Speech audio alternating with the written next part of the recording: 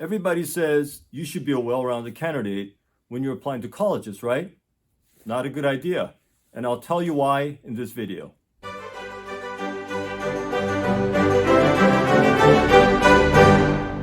In this video, let me tell you why you shouldn't try to be a well-rounded candidate. Now, I know this goes against conventional thinking and conventional wisdom and everything probably what you've heard up to this point as a high school student. Everybody tells you got to do all kinds of activities, you got to do all kinds of extracurriculars and clubs and sports and music and all kinds of things, volunteering and every kind of thing you can do so you can be well-rounded. You want to be a well-rounded student. You don't want to be considered someone who just does one thing, right? This is what so many people believe. This is what so many students and parents think. And so when you're starting your high school life as a ninth grader, people try to get into and get involved in as many things as they can. Let me tell you why this is not a good idea, okay? Colleges are not looking for, especially the elite schools, okay, it's the top 20, maybe probably even the top 30 schools, are not looking for well-rounded students. And when I say well-rounded, you got a student, let's say, who has a good GPA, good SAT scores and everything else, but you look at their extracurricular activity and they're a Key Club member. They were, a member of the Science Olympiad. They were also in Model UN. They were also a lifeguard during the summer. They were part of marching band. They played the piano and they played soccer for 4 years. They weren't captain and they just played soccer. And so this student, now you can see their application, they've dabbled in a lot of things. They've certainly done a lot of things. They're busy. This is a busy candidate. This is not a focused candidate, okay? And colleges are looking for focused candidates. Colleges are looking for students who are really good at and really passionate about one thing, okay? They're not dabbling in 10 different things. So this is a misnomer, and so many parents and so many students have a misunderstanding about what colleges are looking for. So they go about it the wrong way, and they think later like, well, my son, my daughter was so well-rounded. I don't know why the colleges didn't want her or want him. But look, let me explain it to you from the college's perspective. I think you'll get a better idea. I made a previous video about this as well, but colleges don't care about you as a student as much as you might hope or wish or think they do.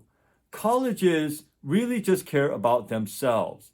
Colleges are looking to create a diverse student body, a freshman class, okay? How would you think that they would create a diverse freshman class? They're not gonna accept students who are all from Virginia. They're not going to accept students who are all from a certain socioeconomic background. They're not going to accept students who are all of one ethnic background. They're going to try to get a certain percent who are a certain ethnic background and so forth, and certain genders, right? So you're not just going to get all guys. You need some females in there too. You're not just going to get all white kids. You need black kids, Hispanic kids, Asian kids. Okay. You're not just going to get kids from Alaska or Wyoming, or you need California. For that matter, you need Singapore, you need Australia, you need Spain. I mean, they're trying to get people from everywhere. You're not going to just get kids who are interested in engineering. You want kids interested in art and history and economics and finance and biochemistry and all kinds of things. Because if you think of from the college's point of view, if their freshman class, they want a lot of different people of different backgrounds to mingle and to get to know each other and become friends and learn from one another, okay? So if you get someone who's really good at chess, a chess champ, okay? Well, that person's gonna bring some diversity into this freshman class, because there's not a lot of chess champs out there. If you're very, very into football and you're a really star football player, you might bring some diversity, okay? If you're really good at speech and debate, and that's really all you've done is speech and debate, or let's say you're part of FBLA and you really only done FBLA and you focus on that and business and starting up businesses and entrepreneurships and things like that, and you've done, stock market, these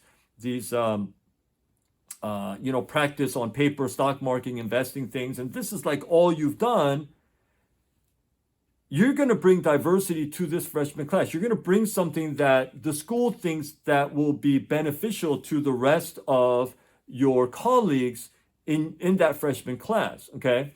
But if you just dabbled in, oh, I was a Key Club member, and I also did piano, and I also did marching band, and I also did FBLA a little bit. I was kind of interested in DECA, and I also did, some volunteer work, and I did this. And if you're just dabbling, I don't really know what you're passionate about. I don't know exactly where you fit into this freshman class. I rather have you be very passionate about one or two few things and just really go deeply into those things, because that's going to be much easier for the college to say, oh, so this person is very passionate about this thing, so we need one of those people. Let's put her in here. Let's put this guy over here. Let's also place him because we need one of those guys. Okay, so the college is trying to create a diverse freshman class, and a diverse freshman class is not created by people who are just generally busy.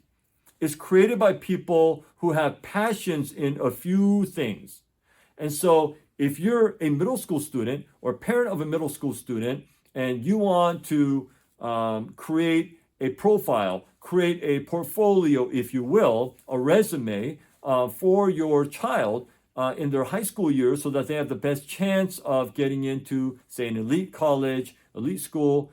But I would say not even if it's not Harvard, Princeton, Yale, Stanford, MIT, Carnegie, Johns Hopkins, that level, even if it's state school, even if it's, some of these state schools are very, very difficult to get into as well. Like University of Michigan and Ann Arbor, very difficult to get into, There's so many kids who apply there. UVA in Virginia, even University of Maryland, College Park here, and many schools. So if you want to be, the best candidate that you can for colleges, I would figure out what that thing is. Let me just give you examples. I have some students who are really into robotics. So their 4 years of high school, if you looked at their resume, their activity list, it all has something to do with robotics, okay? And I'm not saying just spending time on the robotics team. Maybe it's just something to do with robotics, though. So you're on the robotics team, but also maybe you're teaching basic robotics to middle school kids. Maybe you're teaching basic coding. Maybe you're taking coding classes at a community college. Like, all the different activities that you can do are centered around robotics, that kind of theme. Okay, so think of it more like a theme. If you're really good at art, fine art, drawing, sketching, painting, something like that, then you can do many things with that. You don't have to just draw or paint or sketch. You can teach that, right? You can learn about the history of art, for example, and you can start a group or a club in school for that. It doesn't have to be just drawing, is what I'm saying.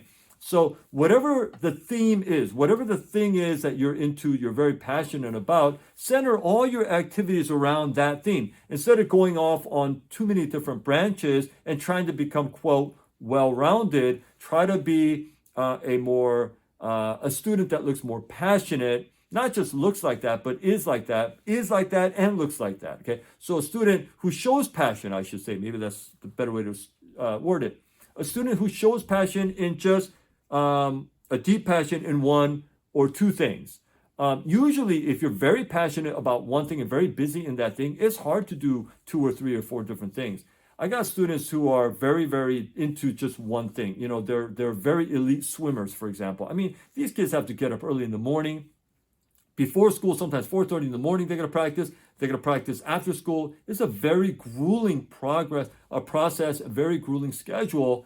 They can't do Key Club and this and FBLA and Model UN, and they can't do all that. They don't have time.